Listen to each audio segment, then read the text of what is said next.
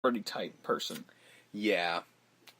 And no, she's not. No. Film class, where we get pretty much the rest of the characters of this film, at least on the... And Pacey. On the younger side. Mm-hmm. Yeah, Joshua Jackson. Pacey.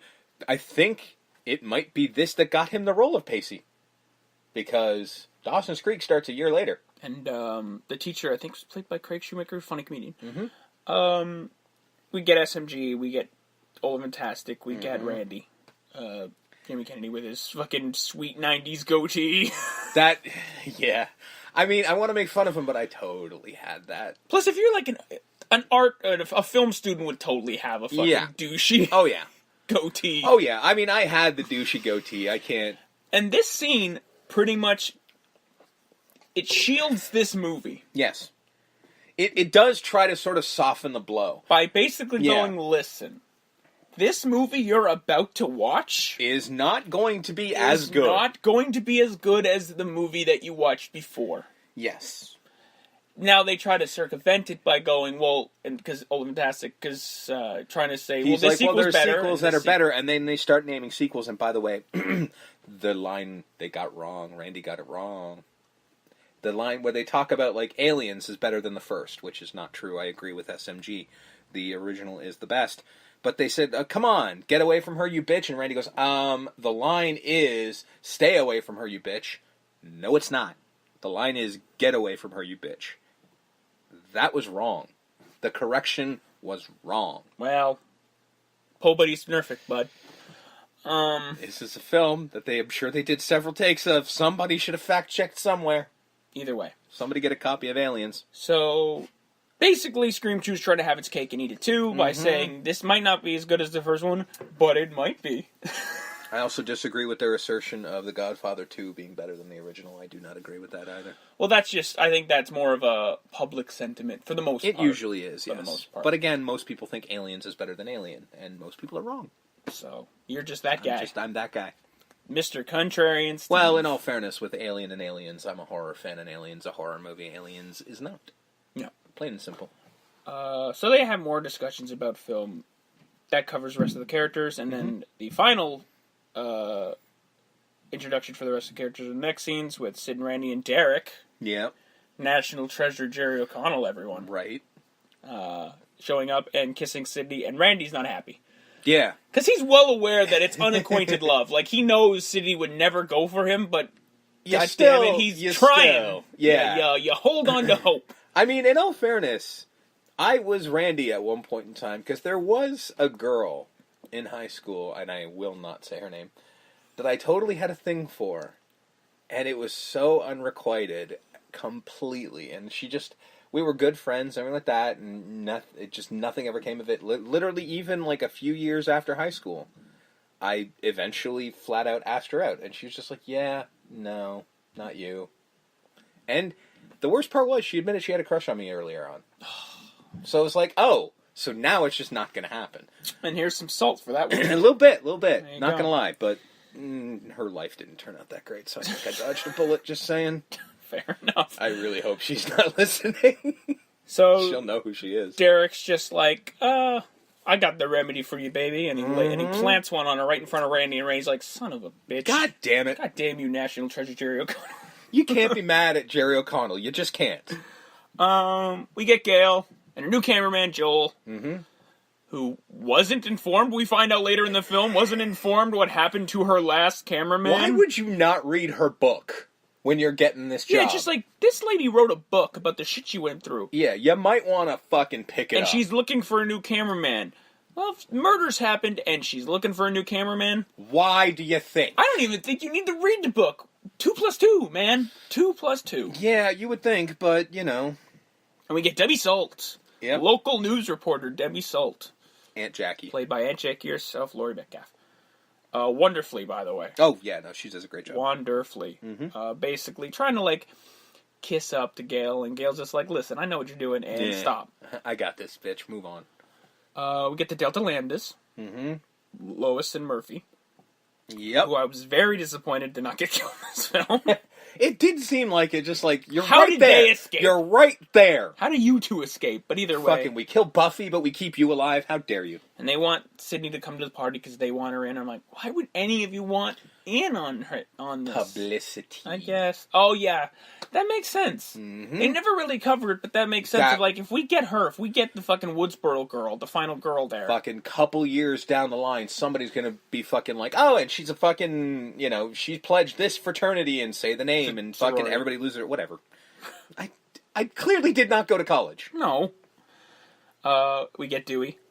Dwight, if you will. He did say his name was Dwight in the first one, too, but he was more insisting on it in this one. Because he gets with Gail later, and he's just like, it's Dwight. Yeah. Because he's like, you called me fucking Barney Fife, bitch! Although, am I wrong? Doesn't it seem like they had, like, a relationship post the original film that just sort of disappeared? Like, they had the fling was that night, and it lasted a little bit, and then it just... it seems like they dated for a minute there, and then just sort of something happened, because they were very... he read her book. I guess. My guess is that would happen. He's like, they're with her while she's writing the book, and then the book comes out, and he reads like, hey, it, and it's bitch. just like, yeah. oh, well... Like, why'd you fucking call me this? Fuck you! Yeah, exactly. And he has to, like, fucking commit to the acting. Yeah. He's got this, like... Does he have that in the third one? I cannot remember. I don't think so. I feel like they would have had to drop it, because you can't keep because he's that walking up. around with like a limp in his arm. His arm's all goofed up, and well, I mean, in this one they mostly use it as a chance to make him sort of a suspect. I'm not gonna. Well, you know what? Let me talk about it now. This movie does not do a good job as far as the whodunit of it all. Mm-hmm. I mean, we'll get to it later, but any of the movies really have though. The first one did all right because Stu really fucking came out of nowhere. Yeah.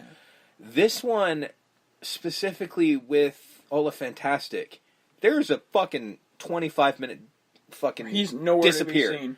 And I'm like, and I'm fairly certain watching this again, I remembered this the first time going, well, clearly he's the fucking killer because we haven't seen him in half the movie. But isn't this kind of like the first one where okay, he's the killer, that's fine. But it's that second person who's like, it's them. Well, I mean, I remember thinking it as well back then, that it had to be her because she just kept coming up too often. I think it was literally both of the same exact opposites of, she's in the movie too much for a non-important character, and he's not in it much at all. Which is unfortunate. Yeah. He That's truly the crime of the film. He is really good in this movie. We get Sid and Gale, who springs Cotton Weary on her.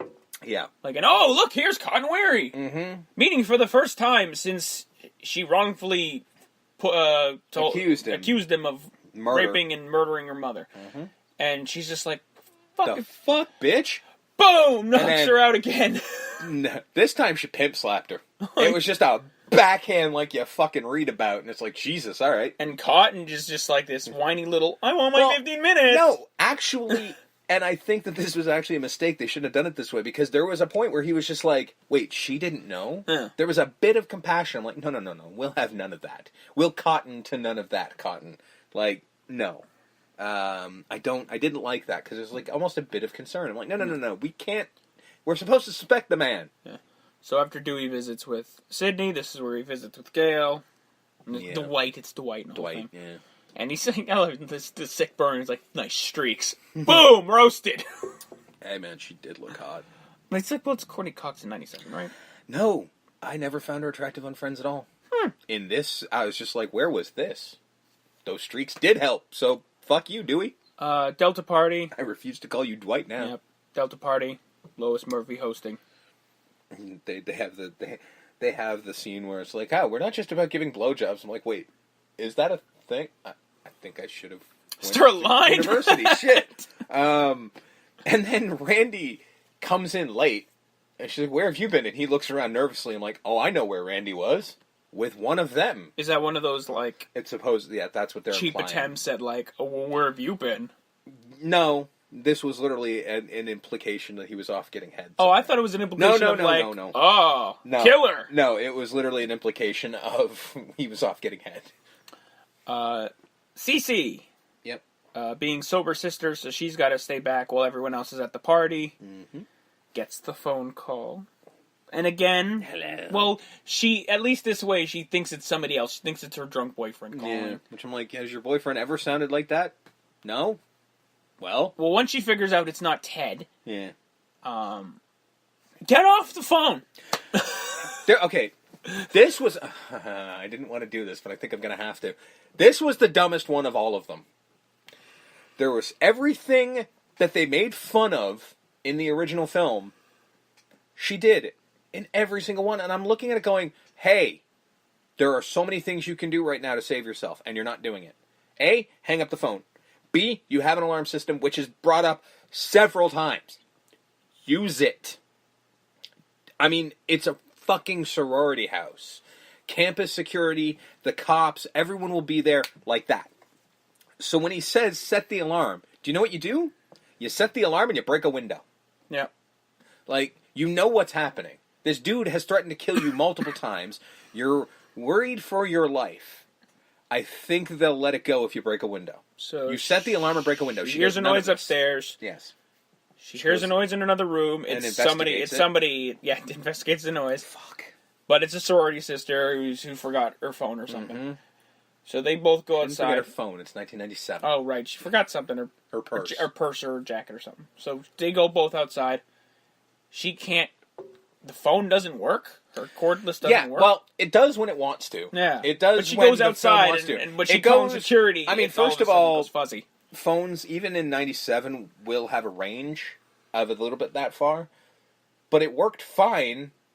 Half the time she was over there, like, okay, I can understand. Okay, she leaves the house, it gets staticky, but when she goes back in the house, it's still staticky, unless the killer calls, and then it works fine. Well, it's one of those. Nope. It's a movie. Shut up.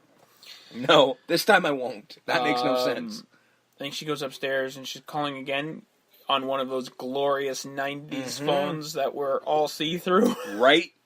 We in the 90s had to see our electronics. We needed them all see-through. And that's where Ghostface Kool-Aid Man's out of a room. Oh, yeah! Grabs her, chases her a little bit, then grabs her. Stabby, and then hoifs her over the balcony, and she just splat. This is one of only 2 really violent shots in this movie. Everything else is off screen, and I was actually kind of disappointed. I'm like, the stabby's one thing, but did you have to hoof her over the balcony? Make sure she's dead? No shit. She is the Slayer. Well, now you've just called a new one. So Buffy is no longer... Kendra's coming back. CC is done. And then Faith. It's unfortunate that CC didn't, like... I think she film class and this, and...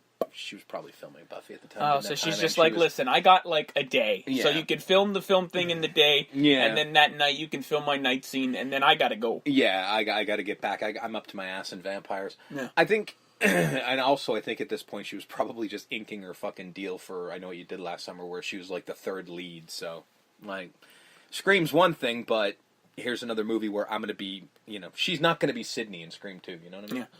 So Lois and Murphy are running in, like, oh, there's police at the OBZ house or whatever the sorority house name was. So they all run out with their drinks. I love everyone's cut their drinks. Like, oh, what's going on? It's fucking college, man.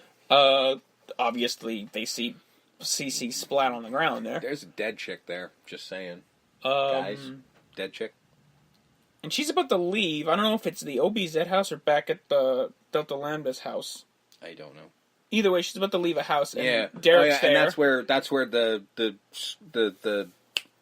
clip from the beginning, where the phone rings, and it's just like, and she's about to leave, and she looks back, and she's hearing the phone, and it's ringing. Keep walking. Why? Yeah, I don't know why she answered the phone. It's not important. Whatever it is, it's a phone that isn't even in your house. Yeah, it does seem like, hey, lady, the killer kind of stalked you on the phone. Maybe don't answer the phone very often. It's kind of the Jaws of it all. Just don't go in the water. Yeah, just stay away. You'll be fine.